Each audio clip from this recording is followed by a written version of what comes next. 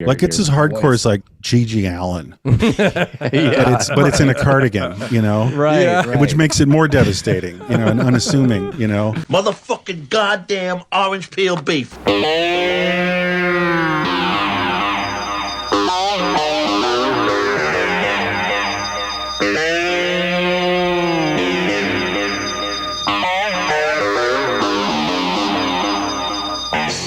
All right, everybody. It's one fucking hour time. I am Evan Husney. Of course, this is the show where we talk about one fucking movie and we have... Wait, I keep fucking that up. We're talking about one goddamn movie and we have just one fucking hour to goddamn do it. Welcome to the show. To my left, we got Big T, Tom Fitzgerald. What's going on, T? What's up? Orange peel beef. Orange peel beef. All right, and to my right, we got Mr. Marcus Herring. Marcus, what's going on? Evan, how are you messing up that intro when you've got it written right there on your shirt? Uh-oh. All right. Flash mob. That's right. The threads are in. The three of us up. Yeah. Up, Okay. up, up, Sorry. up, up, I'm up. up. There you go. I'm gonna fall. All right. Okay. So that's it. Ding, ding, ding, ding, ding, ding, ding. Represent the one fucking hour tea is in stock, and I got a giant box of them back here. Amazing. So, Look, just So we sold more than 3. That's what that means. yes, we did. so. Yes, of course. strictly on the quality of the job and the material. Yeah. No, total objectivity. Very impressed. Yeah. I got the gray. The tone's great. Very sturdy. Feels like it's going to be around for a long time. Yep. Incredible print job. They're beauts. Excellent print job. Yeah. Yeah, they really are super high quality, amazing shirt, worth every penny. If you'd like to own a one fucking hour tee, you can get in the link in the description right now and order the remaining stock that we have from our first wave of printing. We may do more. We may do some variations. We'll do some other additions. We'll do some other different designs. But for right now, if you'd like to grab a one fucking hour t-shirt, support the show, head over into the link in the description and do that, and that's where you can pick it up, guys. So I'm very excited. And that fun yeah. bonus on the back. All first 100 episodes listed out like a tour schedule. Yeah. Very hip. Yeah, it's pretty dope. So, of course, shout out to Triumph Printing and all y'all who has ordered these shirts thus far. It's awesome to see pictures of people sporting them and the whole thing. I've been wearing them around town, so Same. got to represent. Yeah. All right, so what are we talking about? Of course, tonight we are covering episode 103, which is we're getting back into Todd Solondz, man, and I'm very excited because every time I rewatch one of his movies, I'm like, God damn, he really is one of my favorite fucking filmmakers. I know. And like really one of the best. And tonight we are, of course, talking about his movie from 2001, which is Storytelling. So we'll be getting into that tonight. And very excited about that. Shout out to everybody who checked out our last episode, which was sort of our ode to the Snapper DVD film when we covered our favorite sort of 90s wacko gonzo thrillers. That was a lot of fun. Appreciated the feedback on that, of course. Still not, I still haven't stopped watching Snapper type films. It's really It's gotten me hard in to that. get back into the normal Yes. movies after that. Just, It is. It is. It totally is. 100%. So thanks to everybody who checked that out. And oddly enough, guys, Storytelling, the movie tonight, was released on Snapper. So Get outta here. so technically, Prove it. Storytelling is a Snapper. I don't have one because I think it still goes for like some money. I think it's like Okay, I can see that. it's like over $30 on Snapper collectors. Yeah. Snapper collectors unite. Anyway, so yeah, that's a kind of fun bridge between last week and this week. Wow. But before we get into the show, we already shouted out the teas. One quick other thing I want to shout out, of course, is the One Fucking Hour Patreon.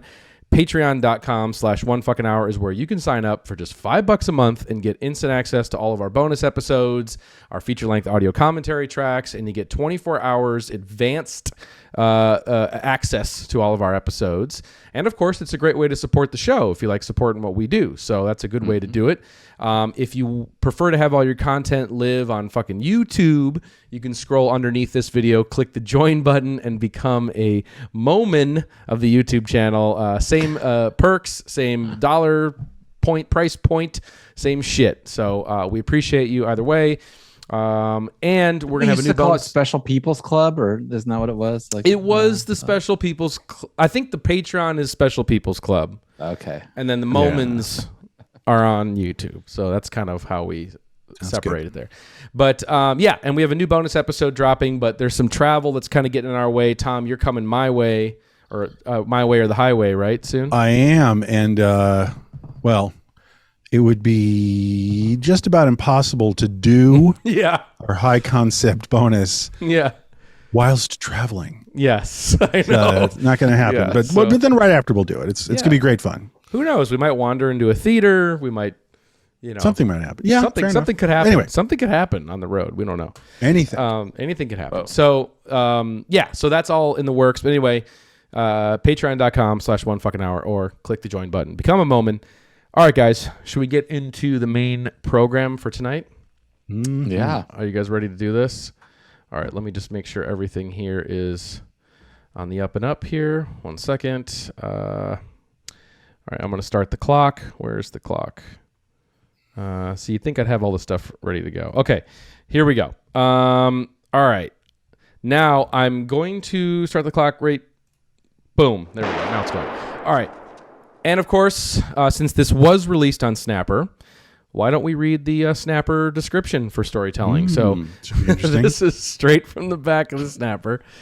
Is from the director of Happiness and Welcome to the Dollhouse comes the comedy that shines a light on the dark side of human behavior. Okay. Take a journey from innocence to experience, kindness to cruelty, and love to hate with an emotionally needy college student, Selma Blair, and a dysfunctional family man, John Goodman. I like how they center on him. Yeah, what? That John Goodman movie, Storytime? As they learn some of life's most difficult lessons. Masterfully please. balancing both fact and fiction, acclaimed writer-director Todd Solondz uses razor-sharp wit and an observing eye to cut open his characters and skewer the American dream. Half attempt there. Yeah. So, yeah, but anyway, the movie is about obviously so much more. And man, this movie coming in at a brisk like 82 minutes, just like over in a Comes in flash. charging, too. It does. It's got a great little engine. It's got really good energy. It does. It Which does. all movies should be this length. I know, or less. Great. Yeah. 1 fucking hour. Yeah. Every movie. Exactly. But I mean, I guess the reason it's that long, we're gonna maybe getting too early, but there was supposed to be another chapter, right? And they cut That's it right. out. That's right. Oh, God, that's right. This movie is broken up into two chapters.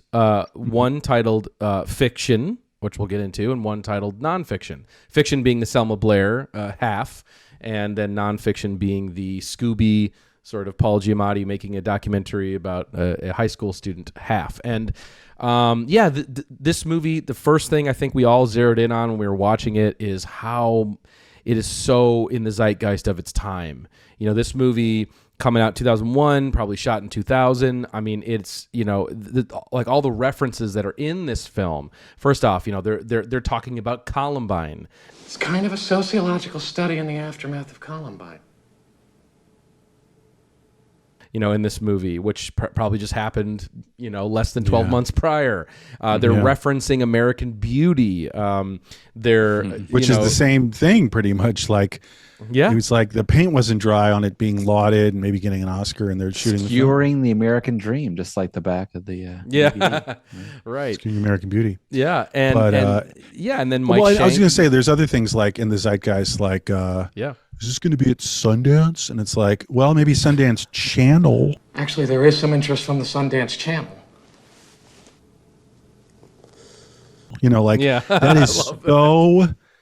It's both of the time and so niche. You know, yeah. And just all those references kill me, and there's tons. There's Scooby's tons. giant stovepipe pants, like really Sure. big, giant. Jinko?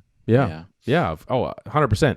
And, that, of course, we're probably going to be spending most of our time on that section, of the film, which is just so evocative of my own upbringing. Because, I grew up in, raised in a, Jewish family in, suburban Minneapolis. and it's so right on the money. I mean, I had those same like you spilled some grape juice in your life. No, I mean, no, I had those same Pantera stickers that Scooby has on everything. Right. Like I can feel it and smell it, and it's the same thing there. But one other element that's very, referential of the time, of course, is the stunt casting, if you will, of putting Mike Shank from fucking American Movie, R.I.P., in this movie.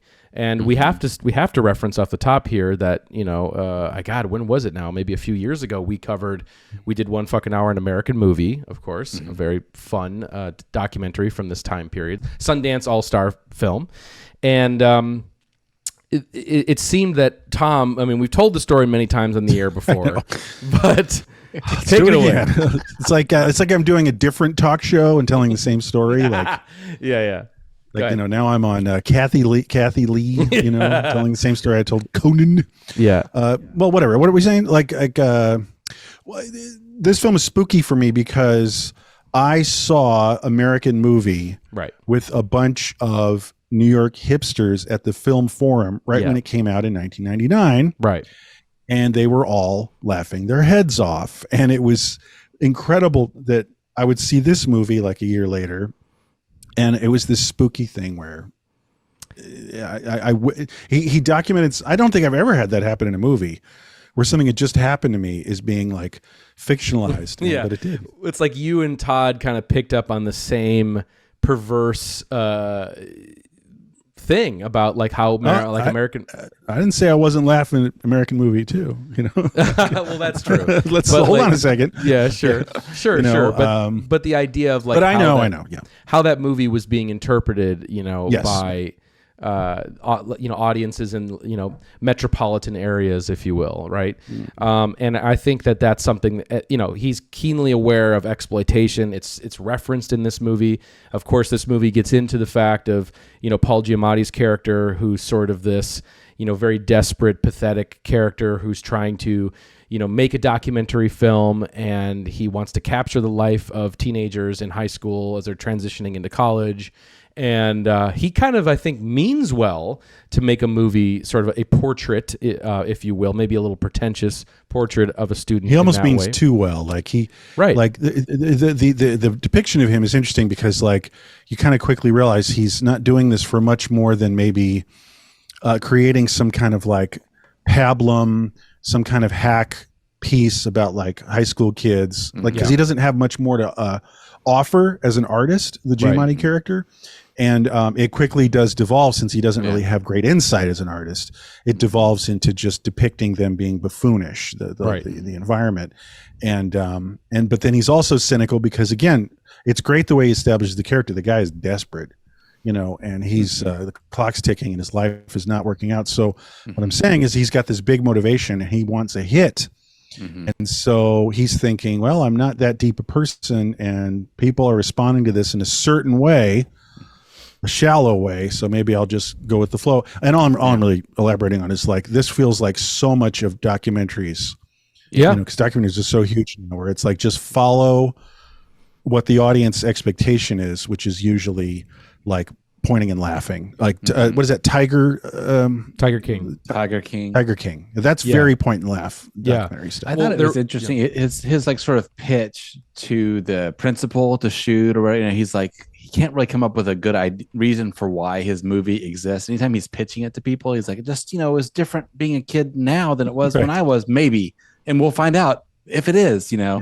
And the only sort of reference point I heard is he says, it was kind of like an American Family for a new millennium. Yeah. And he's referencing that TV show from the early 70s, like the first reality TV show with like the Loud family and Lance Loud. Yeah. So I guess he is thinking in this, which was a hit, right? And like kind of a cultural phenomenon in the 70s. Sure. So I guess he's thinking like, maybe I could get a hit out of this. That's all he's thinking, maybe. And also the Real World is happening on MTV. Right. It's a reality television, which is now, this huge ubiquitous thing. Survivor's not even really happening yet, but Real World was happening at the time, so he might have been keeping that. Because the Real World, by the way, was influenced by the American family. Yeah, Right, and right. and You're talking about. and I was also curious because this is a comedy, and Todd definitely has a frame of reference of movies, but like it feels like even that scene when he's pitching the project to the family, that it echoes almost not only just American Family but also real life, the movie, like the Albert Brooks You're movie. Like, right. it does make me think The Albert of, Brooks spoof of American Family. Yeah. Well, how could it Yeah. not? Yeah. No, But you're right. It's totally like that. Yeah. Um, But before we drill down, like the family negotiation. yeah, Like, totally. how are we doing reality here exactly? Totally. Before we, get into these little set pieces, because I know we want to spend time with them, but just to kind of set the stage for this, so Todd Solondz, had just come off of Happiness, right? This super fucked up, fucking insane movie Dude. with some of the hardest, craziest scenes that people had probably seen in movies. up to that point. NC-17. Yeah. Real, hard and heavy shit. It definitely made a huge impression. It was very These movies only controversial. get harder with age too. I've noticed That one, yeah. This yeah. one too. No, for sure. No, for sure. And I think it was very controversial. It was very polarizing, and it created a lot of, criticisms of, should you be able to tell stories like this? Can you tell stories like this? And why and not just tell the story, but make it a humorous take on, like pedophilia and mass murder and Totally. murder. Yeah. Like, totally. can we really Yeah. are you really doing this right now? Yeah, Like right. you could maybe cover these topics, but you're making comedy. Right. So it's It was very hated by a lot of people. Totally. So it's like, but that movie sort of gave way to him making this film. And there's a lot of references in storytelling, very specific, I think probably even verbatim, of some of the criticisms that he received Absolutely. on Happiness that he reuses in this. And we mentioned American Movie, of course, and, taking Mike Shank out of American Movie and putting him in this movie. It's just these types of sort of very bold moves, to sort of make the statements that he wanted to make with this is so cool. And we were talking about, how we always talk about how 90s indie film is such a amazing time, it's such a just a bedrock of fresh ideas, pushing boundaries, great filmmakers emerging out of it, and this is sort of at the end of that. It'd kind of go on for another few years, but it's sort of like you needed to have all what happened in the 90s in order to have a film like this in the early 2000s, Certainly. right? Yeah, And it's aided by the help of specifically real big production benefactors like Ted Hope is a big deal, and Michael Stipe with his company is a big deal. And we were talking about this earlier, but this is kind of a peak moment. It's hard to imagine, but this was a $7 million budgeted film because he was, we're talking about controversy, but he was a hot topic at least after Happiness. You know what I mean? At least he was like in the zeitgeist kind of, and he was part of the big indie movement, and indie was peaking then. But then it almost immediately deflated. So it's kind of like it reached this peak where a film like this could exist simply. And then it all dropped out really hard. And that thing that happens like with rock and roll, it gets commodified and neutered. And then you get, Little Miss Sunshine, Little Miss Sunshine, Juno. Right. and then and it's just over, Yeah. Yeah, right. Like there's like the flock of seagulls. The Little Miss Sunshine's like the flock of seagulls compared to like I don't know, Sex Yeah. Pistols. Haircut 100. Yeah, right. Ballroom Killing Joke or something. Yeah. Right. Yeah, right. When exactly. Happiness is really grotesque. Like, and I got that. This here comes my full confession on this episode. This is a great movie, but hey, you know what? This was not a rewatch for me. This is the first time I've seen this movie. Oh, shit. I'm a big Dollhouse fan. Like I said, we had it on tape growing up. Mhm. But I think we had Happiness too. But that movie was just too grotesque for me. Like, and just Talking about Happiness. Happiness. Yeah. The subject matter just too vile. And I recognize there's things about it that were good. It wasn't a bad movie, but it was just too made me feel bad to watch it. So I just was sort of turned off from. Yeah. I thought like, everything from here on out is going to be just unwatchably vile from Todd Solondz. And so even though I just love him and Dollhouse, I'd never watched this one until this time. So this was like my first time Interesting. watching it. But yeah, anyway. Yeah. And this I found where I do love Happiness because it's absolutely insane, and Dylan Baker's performance is out of control and all that stuff. But but this movie is like it's dialed in a way with its humor where it's fucking funny, and all the satire of the time period and everything he's trying to make is landing. Like the darkness is landing really well with its comedy. We're going to get into some of the dialogue exchanges these characters have. And of course, that's where most of it comes from. But of course, like Dollhouse and Happiness, but more so Dollhouse, the attention to detail, the authenticity of growing up in the suburbs, like down to the fucking haircuts. Like that middle brother with the fucking spiky front piece. Like, I lived that shit. I saw that shit every day. And that is in that's this like movie. what every other stupid kid looked like. Totally, like the Pac Sun on campus. Pac Sun bro. And also just to speak to the arc of his career, it is nice that he is returning to the milieu of suburban, New Jersey hell as he did with Dollhouse when he started. Because that's the thing. Like Happiness is. There's elements of that, but it's disparate. Like, all kinds of things are happening, like an ESL class in Manhattan and stuff like that. And I love Happiness, and I just feel like he only just barely keeps it together because I feel it's almost going to get unwieldy with the volume of the character and the stories being depicted. He gets away with it, but what I'm saying is that I always found storytelling like really crisp because outside of the sort of the preamble at the college, it's very sharp and punchy. It is. And you're really just tracking Scooby and the family, Right. And I really responded to that. And again, he's back in New Jersey. The way he also then later returned to Dark Horse, which I actually love. Yeah. I like when he did grow up that way. Mm-hmm. So he's speaking and he's doing that great thing that all creative people are advised, like just do what you know. Do what you know. And he's doing it to death. He nails it. So good. So good. One other thing that's interesting about his career, just broadly, is, and this is maybe too reductive in a way, but I still think it's interesting that he found like a new way to be transgressive, that's like probably more transgressive than someone like John Waters, who's like sometimes trying to freak people out or whatever. And I don't think that's Todd's intention necessarily, but it's pretty interesting that it took this long for someone to put that together, how to do transgressive this way, and really own it and become your it's as hardcore voice. as like Gigi Allen, but it's in a cardigan, right, which makes it more devastating, and unassuming, No, really. But the thing is, we could get way into the heaviness of him in general, but like I always feel that he's simply an angry, outraged moralist in an insane world. Yes, and he's unflinching, and he'll just go kind of like the children in a lot of his films. He just goes direct to some awkward truths to adults who got all messy with like contradictions and a lot of suppression and a lot of tunnel vision about how they see reality, theirs and the world's.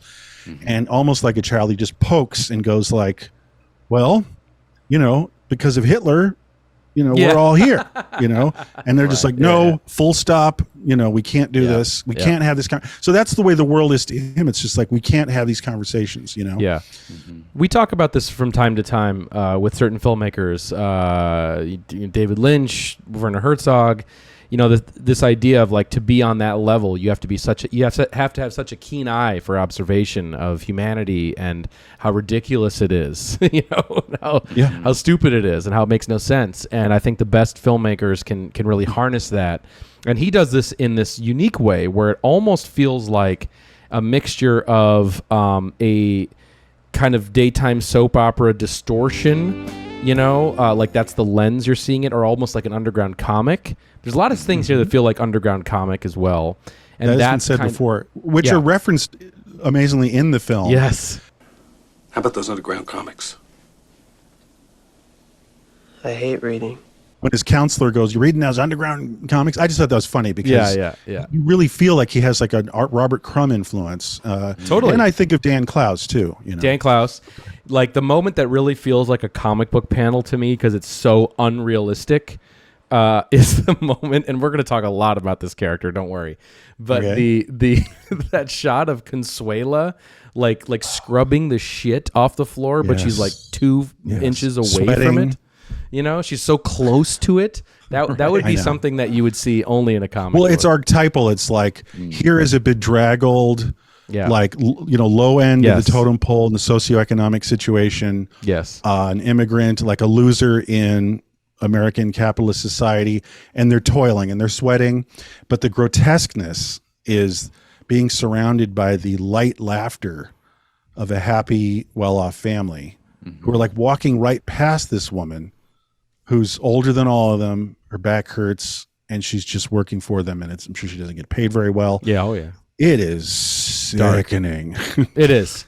It's like the banality, of that, right? Of just the idea that we have like this upper middle class family, and there's someone like her, an immigrant poor person working as their servant in their house, and just the observation is, and then of course the dialogue exchanges with the young son, and her. It's just perfectly just captures just how fucking dark. It's almost the key to everything. It's like the key observation. Yeah. They're living how fucked on up Earth in absolutely different ways. Yeah.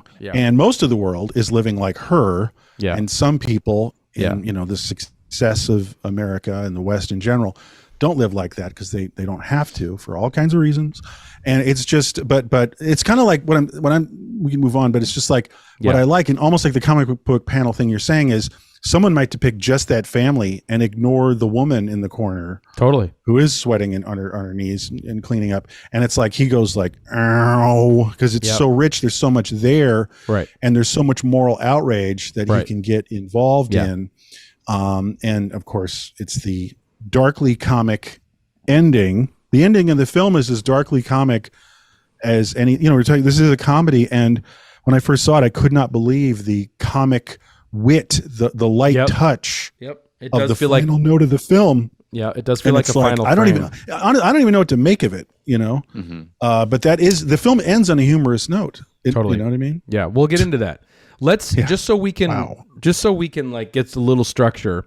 Why don't we can we just talk out the first part of the film and then just spend the rest of the time on the second half, just so it's some linear quality to it? Yeah. The fiction, right? It's half hour. The other part is an hour, the nonfiction. So the first half hour.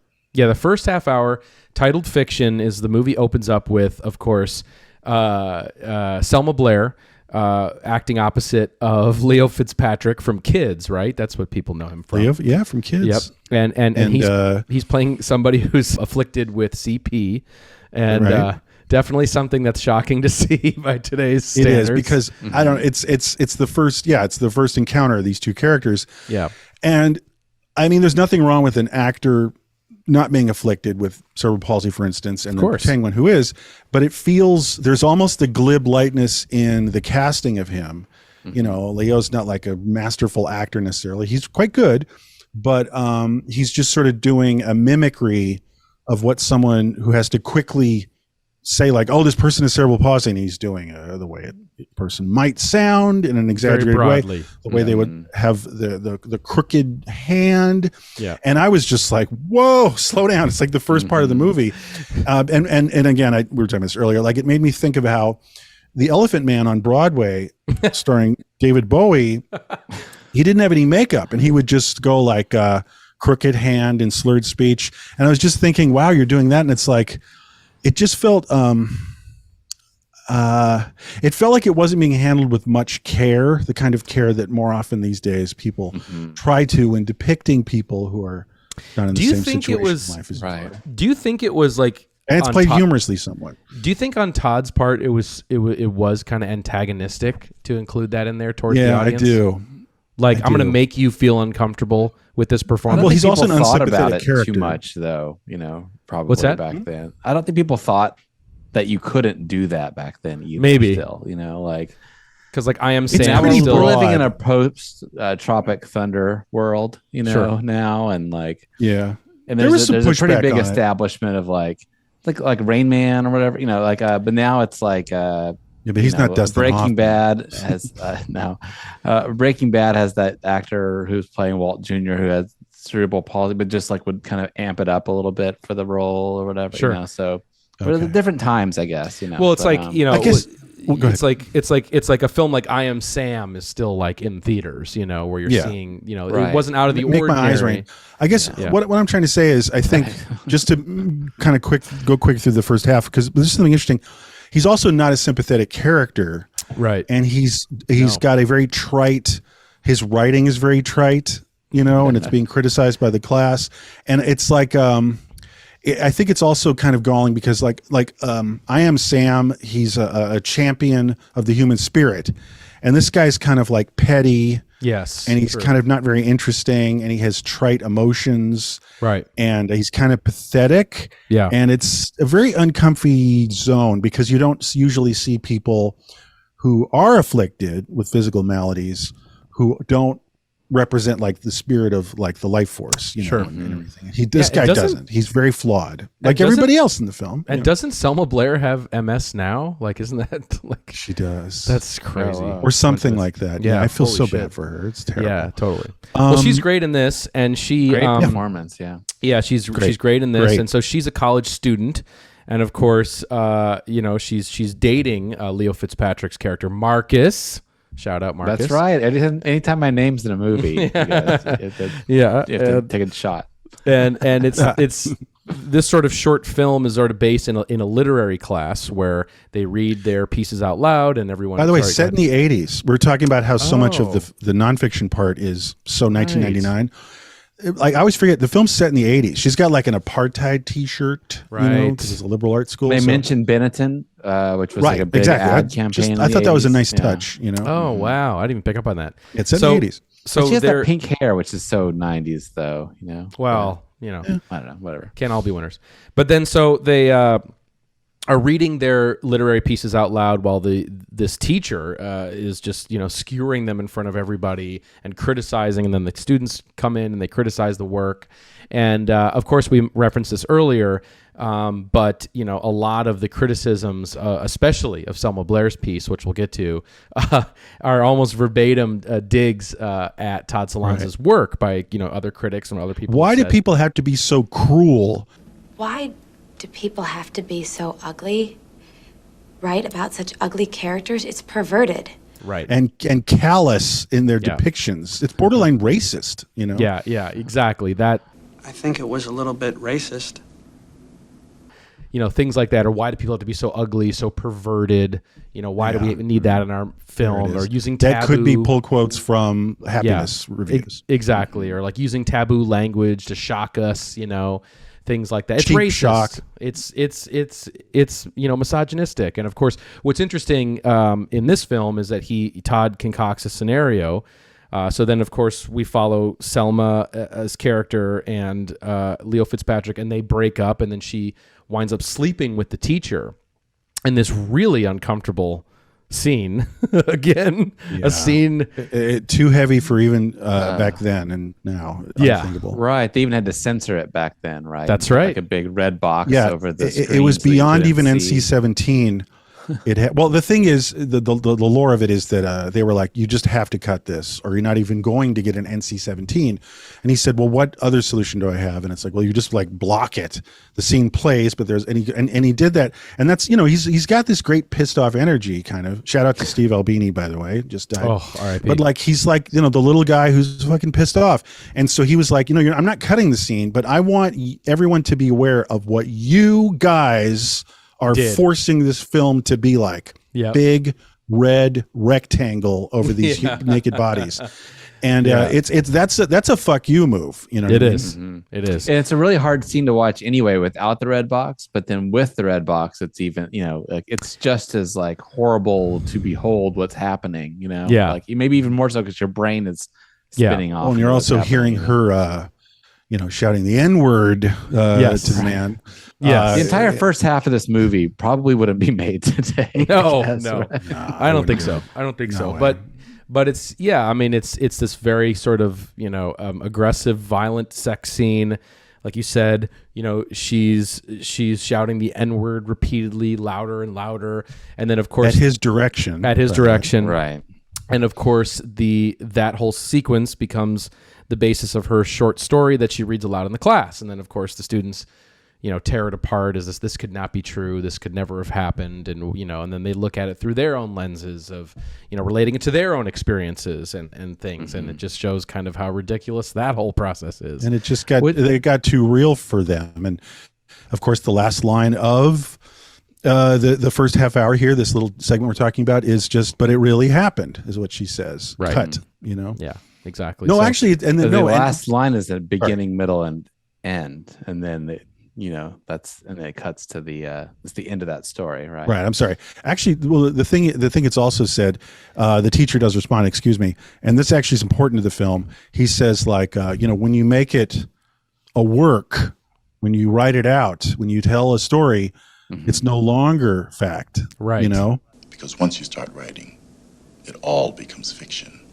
Right. Which makes me think of shadowing some of the nonfiction second half. Totally. Totally. An hour. Anyway. Right. On one hand, it's like it does. You can, like you said, read it as like him analyzing, or like that's him kind of reacting against the criticism to his own work, because he sets up a scenario, like you said, bro. We see it happen, and then it becomes a fiction in the girls' class or whatever, and people are saying it's so horrible or whatever. But it takes some Todd's, like, it's almost like he's saying, like, yes, but my films have. He's got that keen eye for life, it's like my films are real. These are real people. Yeah. In my, so how could if you ask him, how could it be bad? If you ask him, he says, like, I'm not a sensationalist. I'm not making up crazy stories. Like, just open the newspaper, essentially, what he always responds with. It's like, anything I do in these movies is outmatched by reality. And he's right. I mean, there's obscene headlines endlessly all the time, and not just now's so horrible, but like any time, like in the 70s, like people do awful things to each other in big and small ways all the time. Right. And he didn't make them do that. He's just choosing to get uncomfortable and depict some of these things that are 99% of the time swept under the rug, psychologically, as a culture and individually. And he lives there. He does. He's also an angry comedian, so it comes off very weird. But so you have this little preamble that perfectly kind of sets some themes up for the second half, of course, which is twice as long, and that transitions to the non-fiction section of the film, where we open up with I believe it opens with Paul Giamatti. Am I wrong in that? I think he's making a call to an old school friend who's trying to make a connection because she's in the biz, and he's like, when they set it up, he's in this shitty apartment, and there's like a Godard poster or something, Dogma 95 poster. Huh? It's a Dogma 95 poster. Oh, it is. I was wondering what that. I couldn't read it. Yeah, great. Yeah, it's great. But that's a great. That's perfect. It is, and it's a damn. And I just have to say, it is a great way to introduce a character like Paul Giamatti's Toby character. This impotent guy picking up an old high school yearbook from like 20 years prior and flipping through, finding some distant female that he hasn't talked to in that long, and it's just a great introduction into that character, right? And to who he is. Says a lot about him without having to give any exposition. Reminds me of Modern Romance too, another Albert Brooks thing. Doesn't he do that in Modern Romance at some point when he's like quaaluded out? He does some cold calling. Calling. Yeah. So it's funny because he's calling her because she has connections, right? Right. And then later on, that's why Scooby agrees to do the doc, is because he hears that Toby has connections to MTV, right? Yeah. And that's his like get rich. That's how he's gonna break into the business or whatever, according to his guidance counselor. Yeah. And then at the end, there's another connections reference, but I just forgot what it is. But but it's interesting. Just to, you mentioned Scooby, right? Like perfect archetypal, apathetic late 90s, post Columbine, teen. Grew up with many people just like that. But it's still that common theme that we even see today in today's youth, which is want to be famous. Life sucks, but want to be famous. But of course, at least. And Raimi pointed this out when we were watching it again. It's like, well, at least it was fucking TV, at that point. Now it's like they want to be influencers and TikTok. It would be the next Jake Paul. Exactly. No, I mean, whatever that social malady exhibited in storytelling is only exponentially increased. You know, totally. So so then we're sort of seeing Paul Giamatti on his way and pitching this project, and of course he taps a friend of his or a roommate of his to be the cameraman, of course, which is played by, we referenced earlier, Mike Shank, from Great American touch. Movie. And unlike a prosumer camcorder. Yeah, I know. Yeah, like not filming it on anything broadcast quality or theater quality. Just totally no sound guy, nothing. It's perfect. It's such a great touch. I love when the movie cuts to those, what they've shot too. Yeah. It's so fun to watch it through that lens, and getting up close to people. And well, I always like when a filmmaker has to be tasked in the narrative to make a bad film, and I think Todd does a great bad, boring, PBS rejected '90s social doc. Totally, it's perfect. And this is a good time to mention as well too. Right. Now that we're here, is of course there's that little set piece where you do see, that Paul's character is VOing some narration over just these very pretentious shots. A lamppost, a sign, a straw wrapper blowing in the wind. Of what, guys? Of course, of a bag, a plastic bag, yes, waving an empty in the bag floating in the wind, straw with an ersatz version of the American Beauty, piano score, and that is a direct shout out to Sam Mendes, right, who critiqued Happiness and the depiction of its characters, and he was like, "All right, well, fuck you too." Pal. Yeah, I love it. I love petty like indie film digs, But I love that. I mean, but that's that thing we were talking about, the zeitgeist. Like, it's trippy to be in the moment where you just saw this film. Yeah, you just saw it win an Academy Award, and he's like taking because usually there's a little bit of a delay, but he's taking the piss out of something that like is happening. Yeah, and that otherwise nobody's doing that. Right. Like maybe in like a scary movie way, sort of, but like right. Nobody in art house films is taking the piss out of something. It's like still in the news. Totally. It's very or in weird. theaters. Also through the VO, that's how we see like how the sort of contrast between this story. It's presented as nonfiction, right? It's like he's making a documentary of someone's life, right, compared to the first story, which is like billed as fiction, even though we see it really happening. When the VO is like how we see that Paul Giamatti's character is basically just not even really probing what's going on in these families' lives or getting very deep. He's just putting his own interpretation, his own poetic waxings on top of things. He's not even making something that is nonfiction, really. It's all actually is just constructed out of his head. Yeah. What is it where he's like, Scooby, what are you thinking? What are you thinking? College, SATs. What thoughts do you have? Or whatever. It's just like so ridiculous. Right.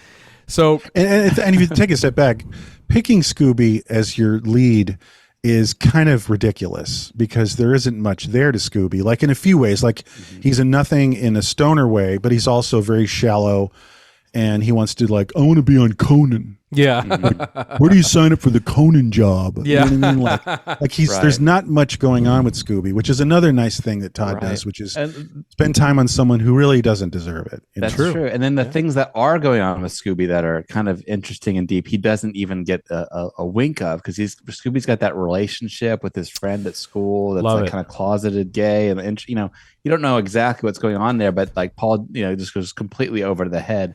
The only interesting kind of thing going on in Scooby's life, it's this, he doesn't even tap into at all. Yeah. But even that's, if you just think about it, like it's just gratification on the part of Scooby. Right. Like some boy has a crush on him, so he's like, yeah, give me a blowjob. Let me get real fucked up first and put on, it's like, I don't know if there's a relationship. It's more just like he's using somebody for simple gratification. Right. But because he's a very shallow person. Right, Scooby? No, right. I would just think that there's got to be some sort of sexuality going on there, or else, maybe.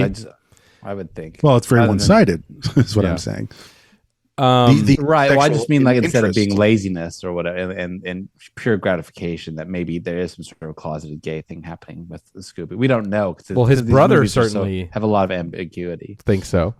Yeah, His brother certainly thinks so, and that's a good segue to dude, just the brother, dude, that shot of just the family sitting down, eating dinner, that first time you see it. And I've been in that same fucking living room so many times in my life. Wow. Yeah, I mean I mean literally the archetypes are so dialed in. Gotcha. You know, in terms of course the brother we were talking about earlier with the spiky hair flip in the front, the Pacific Sun gear that he's wearing, and then of course you have that like smart. How do you even describe this kid? The youngest brother who's just precocious and smarmy smarmy. Well, he's parallel to the little sister in Dollhouse. Totally, like the perfect little kid. Yeah, and then these weird, gross other siblings. Like ugh. Like why can't you be like Mikey or whatever? Happens also in Dollhouse. Yeah, no, of course, and just his quips at dinner, like, "Are you interested in being hypnotized after dinner?" And just like so good, and he's selfish and so kind of oblivious to what other people's predicaments too, right? Well, absolutely, and it's very interesting that he also chose this family to be Jewish. And how they have one of their conversations at dinner devolves into, the middle son is studying the Holocaust in school. And then, of course, here comes Scooby down the stairs, to be very provocative and contrarian and sort of, provoking his family into being, well, if we all fled, out of Europe, all of our ancestors, and that's how we met after we left. Well, we can, if it weren't for Hitler, then we all wouldn't be here, right? And so, leave this table. Get the hell out of here. Man. Yeah, that's all he gets from the father, Goodman. Yeah, with that kind of like innocent stoner kid, logic. But that's unheard of in this rigid. That's also he's we're talking about like touchy subjects and like to get into upper middle class. Kind of what some might say, like the abuse of the victimization trope of being a Jew, and he dives right into there because they keep talking about how truly tangential they are to the Holocaust. Like the Holocaust is the big nightmare Schindler's List thing, and they're trying to act like they're ancillary to it. Like, well, your cousin left Europe, but if he stayed, he would have gone to Auschwitz. And it's like, and so we're all victims, and so some people have a lot of problems with that. Some Jews and non-Jews have problems with that, and that's become kind of a topic lately about just the Zionistic justification for doing whatever it takes to defend the Jewish people. And so that's not a fun topic, and he goes right in the middle of that. Yeah, it's a super taboo, another taboo that he just is that's what I'm saying. Ripping that right off and getting right into it, and doesn't mind doing so. And of course, jumping ahead. I mean, I guess we can jump ahead. We're allowed to in this program. It's obviously top of mind, the idea of then how the film resolves. Of course, let's do it. Let's talk it out. Yeah. Right. Okay. Obviously, we are going to spend some time on Consuelo, but circle back. But she, obviously she gets, fired by the family. The family lets her go, totally in an unfair, founded way, and she gets her revenge in this film by what? Gassing the Jewish family. Yeah, while they sleep. Which I'm sorry, he could have not. What I'm saying is, like, she decides to kill the entire family by opening up the gas and letting it fill the house while they're all asleep. But what I'm saying is he could have chosen a different way for her to have killed them. So this shows you that he has pitch black comic instincts. Yeah. This is a comic punchline to the film. Like, let's kill the Jewish family by gassing them. Yes, and it's just like, your mind is blown. It might be the sickest thing he's kind of ever done. Yeah. And it's the final note struck in the film, more or less, Yeah. Yeah. So just, wow. Wild. I'm impressed. Yeah, that is heavy shit. That is some heavy shit. So speaking of Consuelo, these we've mentioned it many times. Let's talk about it. These amazing sort of intimate dialogue sequences between Mikey, the youngest, and Consuelo that are sort of throughout the whole film, where he's sort of he doesn't mean to be condescending, but he's just a kid. He doesn't understand how things work. I don't think so, yeah. No, but it comes off that way, obviously, to her. And, when he's probing her for questions, asking, well, like, so if you grew up poor, Consuelo, why did your family have so many children? Why not, if you're poor, just have 1 or 2 children? Why did your parents have 11 kids? Have one, have none, because you're so poor. And she's like, it's God's will, Oh my God. Yeah. Catholic kind of belief system stuff. Yeah, exactly. And then of course, maybe the most chilling is just how, he asks her, like, what do you do when you're not working? Like, what do you, what do you do for a hobby? And she's like, she has no answer to that question because she's working 24 hours a day in this fucking house for this stupid family. That's right. Right. But there's like 3 big chunky awkward exchanges between them, and again I don't think Mikey's depicted because I always wonder, like, where exactly is this kid coming from, or what is his intention in using this kid Sans, and he is naive, and I think it's like he's a monster created by he's a product of his environment. Yeah, a product of an insular upper middle class family, right, where they don't have to deal with anything, especially the little kids. They don't have to deal with anything or even consider anything. So she's coming, as we circled into this a little bit earlier, like she's coming from another planet essentially, and he's like looking at her as if like a space creature came into the house. Like, now, why don't you just do this, and this, like we're all doing? Why are you doing it this weird, dumb, hard way? No consideration of class, no consideration for the complexities of life. Obviously, it's very exactly. Exactly. No exposure and very uncomfortable viewing his upper middle class lifestyle. Yeah. Oh, totally. Which again, interesting with Consuelo too, because she's like, she's a victim of society, of their household. She's mistreated by them. But fired unfairly. That kind of thing. But then she's also kind of just not simple, cut and dry character though too. Like when he asks her what rape is, like her definition of it is very twisted too. What is rape exactly? It is when you love someone and they don't love you, and you do something about it. Her definition of rape is like, well, when you love someone, they don't love you back, and then you take it into your own hands or something. Exactly. Wow. Well, it is hard to answer a child's question about what rape is. And you know what I'm saying? Like, right, I know, but that's really far. No, I know. I'm just saying, like, it's like it would be tough for anyone to construct that response, and she does kind of have a response, which is weird. Quite odd. And look, she does murder. That's what I was going with this too. It's like, she kills them all. So it's like, it's not like the cut and dry victimhood, bad person, whatever. It's not like presented. No, she's also defending her son, who is a criminal. Yeah, which is let's set that up, because that's just fucking crazy. So, you see, obviously, Mikey drops the grape juice, and Consuelo, where are you, Consuelo? Come here to clean up the grape juice. And he follows her down to her bedroom, where it is kind of revealed then that she's a live-in too, which is interesting. Yeah. And then goes in, sees her crying, and starts to probe why she's crying. And at first she says it's because of Jesus, and you think, oh, is she just religious and having this moment?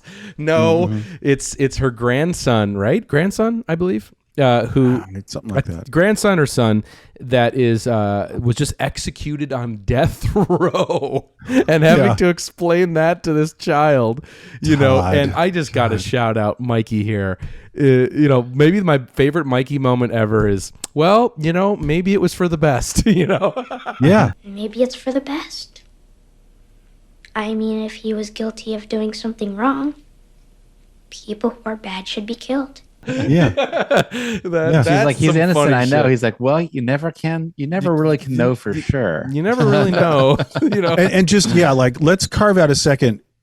Children performances, they're not always great. Sometimes they're cloying. And this is a masterful performance this kid makes. Whoever this person was, growing up now, maybe they still act.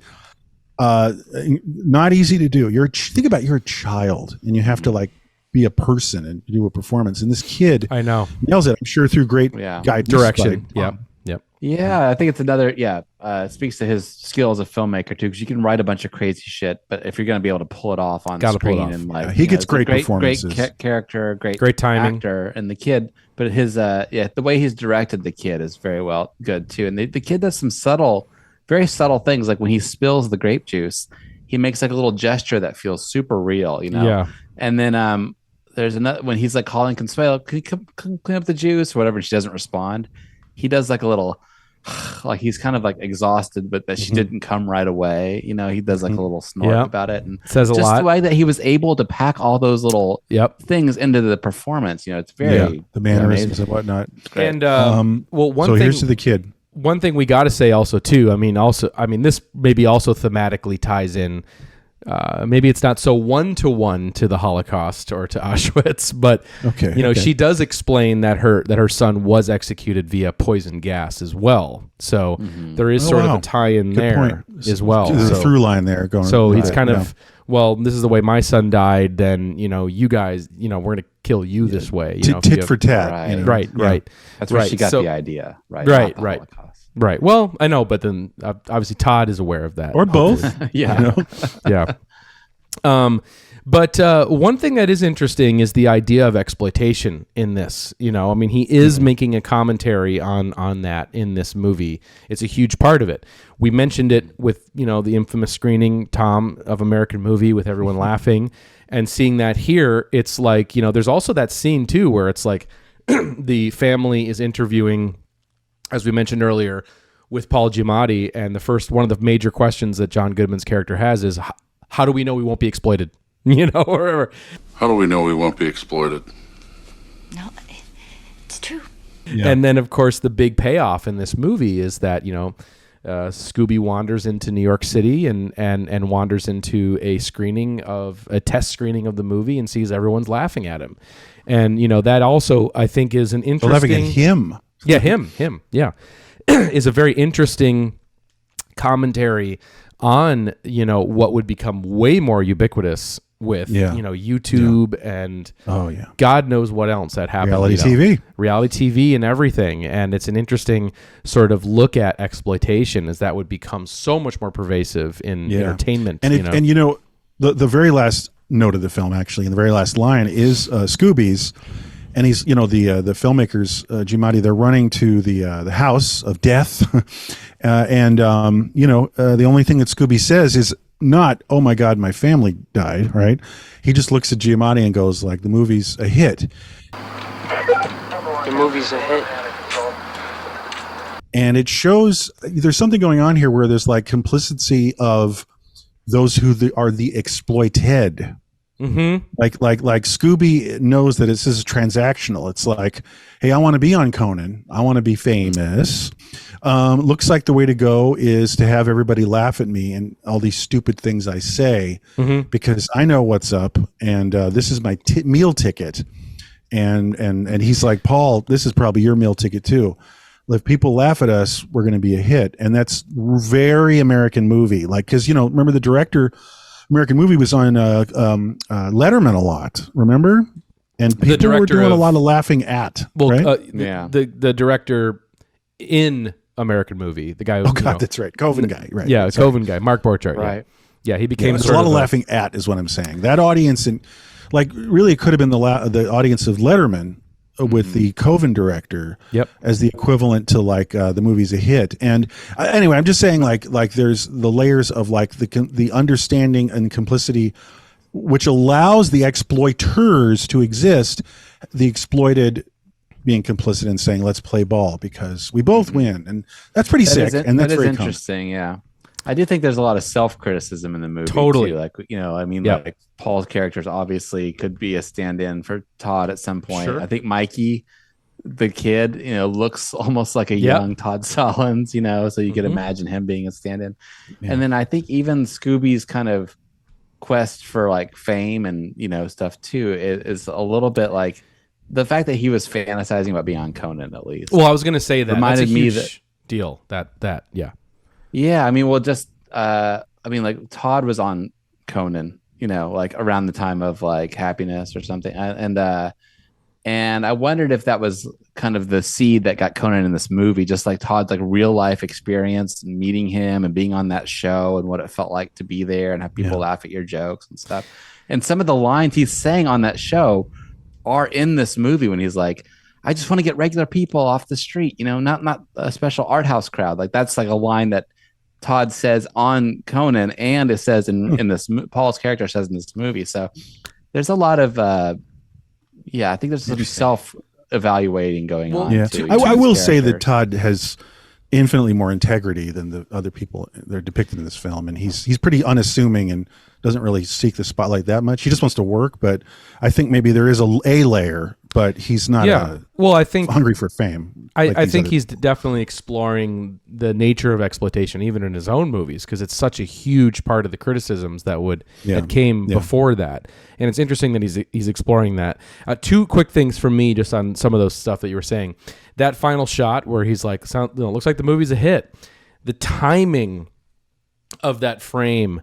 Of him saying that, and then like the body of one of his family members being wheeled, the gurney rolling behind him is a perfect magical timing in that little moment, and it's comedy timing. Yeah, it's like we got a hit, guys. Yep. Death behind it. It's like that is humor editing, satire, and framing. Totally. And then the second thing I just wanted to say is, of course, the film also has that great fantasy set piece, which is, preempted by him getting a blowjob from his friend with that amazing center part, which is very indelible. But it goes from that into the tie-dye sort of, dream into his parents like burning at the stake. Which is amazing. Love that. Very angsty sort of fantasy. And then, of course, him being on Conan and that whole thing. And that works really well. I think that setting up what, his fantasy is. And then, of course, seeing, the crushing reality that he's a fucking joke, to everybody else. But he's smart enough to realize, like, I think it's like a loss of innocence is maybe another element to the very final note of the film, where it's like he knows, like, it's like I was saying before, it's transactional. It's like, well, however you get on the couch in Conan, you got to do it. And maybe if they're laughing with or at, what's the difference? You know what I mean? Right. Like, and he's losing his innocence and saying, I'm not that talented. I'm not going to be funny, really, but I do have my meal ticket because I'm still on the couch, even though they're laughing at me. And I'm telling you, that is so right. Sorry? Like, at what cost, right? Right. Kind of. And what I'm saying is that is so zeitgeistian right now, because people are doing anything. Yeah. Get those clicks. Right. And one other thing too, I think this movie, just as the clock is barreling down here, is that I think, that could be self-reflexive with his own work with this is, Welcome to the Dollhouse, such a intimate portrait of suburban life that he lived, he knew, it's authentic to him, right? And then but it is how the rest of the sort of art crowd or the film crowd or the the more cultured world sort of looks at that and it looks at all the eccentricities of life, more sheltered on the outskirts, and how they look down at that. As viewers, we look down at people who are living that experience. But, he's so perfectly captures that in his movies, that experience so authentically. I can relate to it, but it's like when those movies go out into the world and the Sundance crowd is seeing it and the New York crowd, as we were mentioning earlier. And it's like, I think he is sort of playing with the nature of, how the representation of suburban life is seen by people from other classes and other walks of life, and how it is looked down upon and frowned upon. Well, class is a big part of this too, with Consuelo and the whole thing. And he's very aware of class, and that's not that common in modern American indie film. That point of view is delivered by the editor that he's working with on the film, too, in the movie, because she's like saying, she reviews the documentary he's making and she says, you're just showing how superior you are to your subject. Right. He's like, no, I really like these people. Right. Right. And but she thinks of him as looking down on them. But he's like, no, earnestly, I do like them, and he does seem to come from a humble background too. Yeah, so, and that's definitely got to be, you know, words right out of the mouth of Todd Solondz, because I have a feeling that the reviews that he received on his earlier work, mainly Happiness, were pretty like hurtful, you know, because they were so incongruous to his intentions, you know, and what he wanted to say with those movies and what he wanted to explore. And that's evident, of course, in the scenes in the first chapter of this film, when people are reading things into it that are way far beyond whatever his intentions were. And then, of course, you know, moments like that, like, no, how can you say that I don't care about these characters? You know, what is it that I'm doing? You know, he cares, but in his own way. He has his own vision. I think the thing that always makes it gnarly for viewers, and it makes it difficult for him to translate, is that he does use comedy. And what I mean is that like when the underclass is depicted for the benefit of the upper class, it is usually earnest, right? You know, and sober, and it doesn't have humor. And I think that humor, you know, especially for kind of virtuous signaling upper class people, they think like they might want to laugh, but then they feel guilty. Like, we shouldn't laugh at these people. They're so damaged. Like, they're so, you know, like, and so it puts them, what I'm saying is they have to present themselves, even if they want to laugh at these underclass suburban people. But what he does, they know they shouldn't laugh. And he's like, but he's making us want to laugh at them, even if we also care about them. Right. But the laughter, you know, just only reads to them as derisive, and it makes them feel guilty. But what he does so perfectly, just real quick, what he does so perfectly in this film is he does make the upper middle class, you know, like it is ultimately on them, you know, like the joke is at their expense ultimately, you know, it like we are ultimately laughing at their ignorance and their blindness to all of this, right? You know, that's what makes and the their own comedy shallowness, work. Their shallowness, and that's him. He's very combative, and this film is him stabbing back. At his detractors, right? Exactly, and I love that. You know, he's doing, and his weapons are these films with this kind of humor and insight, and I think it succeeds.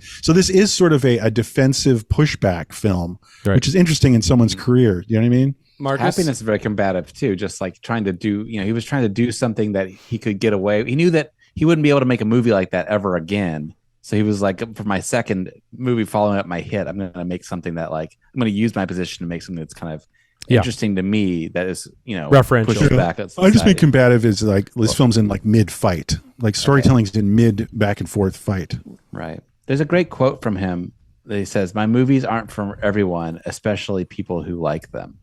Well, there's that. Which is usually up, because the thing is, he's not a mass artist. He is for the, you know, the Upper West Side crowd. Okay. That's the clock. Good stuff. That's the rules. Good stuff. There it is. It just, the only thing is, I'm thinking about all his other films, because we should. I love Dark Horse, actually, and there's sort of a Dollhouse storytelling Dark Horse trilogy, at least in my mind. Sure. And Dollhouse plays a lot of this stuff too. And I'm putting out a vote for doing Dark Horse. You don't have to convince me. I mean, I'm a huge fan, and I think his work is super interesting. I have, yeah. I mean, closer to when it came out, but yeah. So, all right, everybody. Tonight. Okay, good stuff. Todd Solondz, ladies and gentlemen. Yeah, that was 1 fucking hour on storytelling. You know, so much to say about it. If you haven't seen it, it's a brisk watch, and it's a very, you know, it is it is a very unique look, you know, into nobody quite does it like Todd. So definitely check it out. He has his own voice. He has his own voice, and it's very special. So, and we hear he's got a new movie that's coming together. So hopefully, hopefully that hits.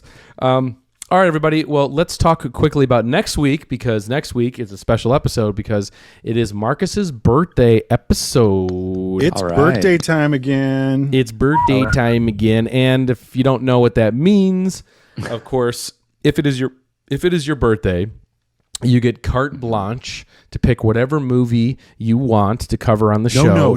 No notes from these two guys. So you can pick whatever you want. Usually they just say no. But, yeah, that's the thing, because behind the scenes there's a lot of fighting and a lot of like recriminations. You could probably tell bitterness about each pick. Yeah, totally. But not this time. Not this time. So, Marcus, tell the good people how you're going to be celebrating your.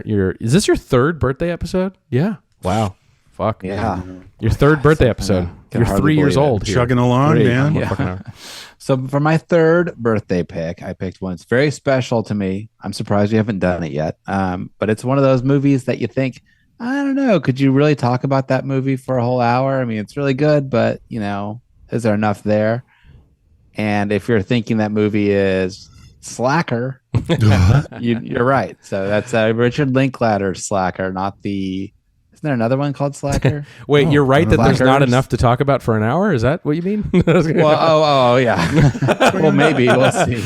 It's just it's Richard Linklater's sort of plotless, ambling plotless indie movie from 1990. Super formative film for me.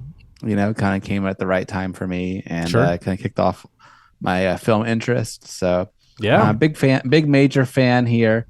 And it doesn't have that many stars. It doesn't have a plot. It has just a lot of interesting little vignettes. But it has a high concept, It does, the relaying of one character blending into another and then flowing and then save it for the episode, guys. We need every minute we can. For Slacker, so. I don't like establishing this tone about this film. No, it's great. And for me, what I'm seeing is like we just did sort of the peak ending with storytelling of 90s indie cinema. This is the beginning. The dawn, baby. It's the beginning. This is it. It's like right when the decade starts. The word slacker wasn't beaten to death yet. It was still just kind of a fun word to throw around, but then it became that with this film. And so Slacker's a huge deal, and it made him, but it also, I mean, I am Gen X, and like it really is the only film that captures things perfectly of just wandering around and being like 22 and like bouncing into people. And it's a slice of life from the time. And actually, I was just thinking out loud, like it's almost the documentary. Because it really is just one person after another, more or less being themselves in where they live and stuff. So it's kind of like an exaggerated documentary. Very interesting. Very interesting. And, we're kind of having like a relay thing going on ourselves because we went, from the Snappers, Slacker kind of sounds like Snapper. And then, we went to, storytelling, snappers, the Slackers, Snackers. Whoa, forget it. I drank too much before the show. No, it's like Slackers, Snappers, Snappers, and storytellers. Yeah, right. All right. Anyway. No, exactly. We are doing the 90s. We did like middle 90s shit. Yeah. And then like killer indie end of 90s, killer beginning of 90s. Yeah. We love the 90s here, guys. Yeah, we do. Well, we love bands from the 90s like Limp Bizkit. Oh, what's that band we've been talking about from the 90s? Limp. Maybe we'll save it. Yeah, right. Huh? Let's save it. Okay, I just did not save it there. Okay, so all right, everybody. So next week's episode will be 1 fucking hour, of course, on Limp Bizkit. Oh, I mean on Slacker. So next Slacker. Well, that's going to be for your birthday, maybe next year. We'll do 1 fucking hour. No, for yours. For mine? I don't know. Okay, sure. We'll figure it out. Okay, so we'll do Slacker next week for Marcus's birthday. Hell yeah! And of course, before we get on out of here, guys, make sure to get your 1 fucking hour tea. Join the club. Yeah, there's limited quantities remaining. Click the link in the description. There's a link there if you're watching on YouTube. There's a link there or on any of the podcast apps. Go to the description right now, and you can order your 1 fucking hour tea. Awesome. The gray look. I'm really digging the gray. Gray's great. The gray is awesome. They're handsome shirts. They are. Again, say that objectively. Yeah. From the materials. Yeah. The print job. The design. The gray is like a faded black. Like if you left a T-shirt in the sun, or if you washed a T-shirt 900 times, it would be a black T-shirt. Exactly. It's killer. And also just the material. It's sturdy. It's like And also it's like, just to geek out for a second, it's like the cut is good. Yep. Like the way the shoulders work. I'm not really good at describing clothing stuff, but like, help me out, somebody, Marcus. Like the cut. Yeah, at the shoulder to the arms, and it's also real ass. It's real ass screen printing, by the way. So there's no digital component. You're not gonna fucking wake up with like a chest full of acne the next morning. This is and it'll make it through a lot of washes. A lot of washes. Exactly. This is real ass shit, guys. So if you want the one fucking hour tea, 3D effect with like 2 colors too. Yeah, so 3. there's a little bit of a and walk around with the word fuck. Yeah, I know. I kind of realize it. Like that's what I'm doing now. But okay, cool. Take it to church. Yeah, take it to church. Where to work. Yeah, you exactly. meet with your guidance counselor. Yeah. Where it. All right, so you could do that, and then you can also stop over at the one fucking hour Patreon, sign up there for $5 a month to get our bonus episodes. We will be, it's slightly postponed, sorry everybody, but because of Tom's travel, but we are going to be doing our show and tell episode where we're going to show each other some of the prized possessions we have. It's in our going to be collection. awesome, seriously. Yeah, it's going to be really fun. Okay, hold on one second. All right, give us a teaser here. Yeah, exactly. I mean, this is simply because it's right here, and I just bought this last weekend. This is insane. Okay, wait, hold on. And it's called Euro Rock. What is that? I don't know this band, but it's okay. Well, let me explain. It's from Fresno, California. Oh, 1976. Wow. It's a fanzine called Euro Rock, like Euro Rock, and it's by a guy who was the world's, not even America, the authority on kraut, prog, and experimental European rock and roll. And he made a zine, and I got one issue here from 1976. But he's in fucking it's like P.O. Box, Fresno, California. He was a DJ in Fresno. Holy and these are great. Again, shit. I don't know what this band is. It's amazing. But sorry, like this guy here. Yeah, the guy in the center is Mike's. Yeah, I forgot to look up who the band is. But anyway, and it's a great read. And it's just like, does it get cooler than that? No, it doesn't. It'd be like the man who's like ordering like Helden 45s in like Fresno, California in the mid 70s. Does that get cooler? No, that's like a movie to be made. So anyway, that's just a thing. That's just a thing for the, Okay, so the show and tell episode, which will be only available on the Patreon or if you're a moment on YouTube, we're going to find relics and artifacts in our collections, weird magazines, weird books, weird movies, weird candles. Who knows where we're going to find it? VHS. Yeah, all sorts of stuff, and we're just going to show each other what we got and present them. And that show and tell episode is going to be special. So that'll be only up in the Patreon. We didn't even do it yet, but it's already legendary. It is. It is. So somehow. So all right, everybody. Well, check that out on the Patreon when it is available. And get your shirt. And we got one more thing for you before we get out of here, of course, and that is your moment of Zen. All right, everybody. Have a good rest of your week. Thanks for hanging out with us and talking storytelling. See you guys next time. We'll see you next time. All right, see everybody. Bye. Some of these characters do very, horrible things or things that society condemns, but you still like them in some way. They're real people. I'm just curious. These movies are very original. I haven't seen anything quite like them. What were you watching when you were a kid that influenced you? Were you watching dark movies? Were you watching... I don't think that I was exposed to anything that wasn't G-rated as a child. Mm-hmm. Like, what was growing up, what did you, I suppose the height of sophistication was probably Chitty Chitty Bang Bang. For me. Motherfucking goddamn orange peel beef.